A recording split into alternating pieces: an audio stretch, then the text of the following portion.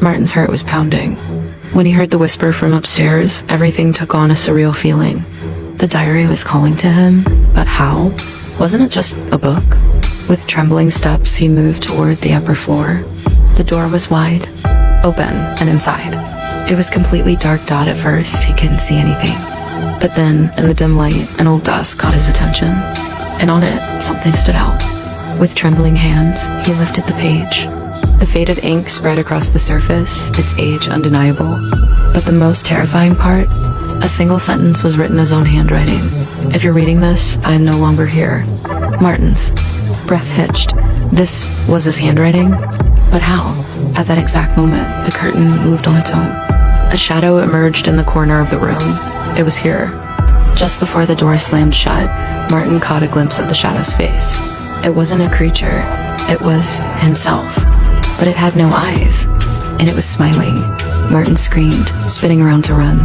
But it was already too late. The last thing he heard was a whisper. "You won't escape this time, Martin." Martin's scream echoed into nothingness as his body was completely swallowed by the wall. The last thing he saw was his dimly lit room. And then total darkness and then nothing. But nothing had truly ended. Martin slammed onto a hard surface. But it wasn't a floor. This was not the real world. A place resembling the underworld, covered in scorched stone. A red glow flickered, but there was no sun. The air was thick with the stench of rotting flesh.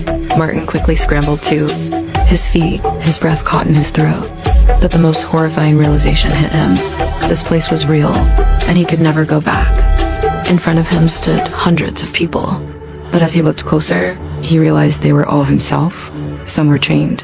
Some writhed in agony on the ground. Some were burning, but never dying. And then one of them stepped forward. Its face was burned, disfigured, but Martin recognized it instantly. Because it was Martin. "You finally arrived." The other one said, "Meet yourself." Martin tried to scream, but no sound came out. He wasn't dead, but he wasn't alive either. Martin had been a terrible person all his life, and his death had been the most agonizing fate imaginable. Now, he was in the other world, and he had to face himself. Death is not just an end, Martin. Here, suffering lasts forever. Suddenly, all the other Martins began to move toward him. Some screamed in agony.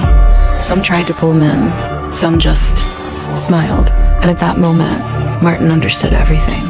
There was nitrogen monoxide escape, and death had finally claimed him in its most terrifying form. If you watched this video, it means you're a good person. Show your support by liking and subscribing. I need you.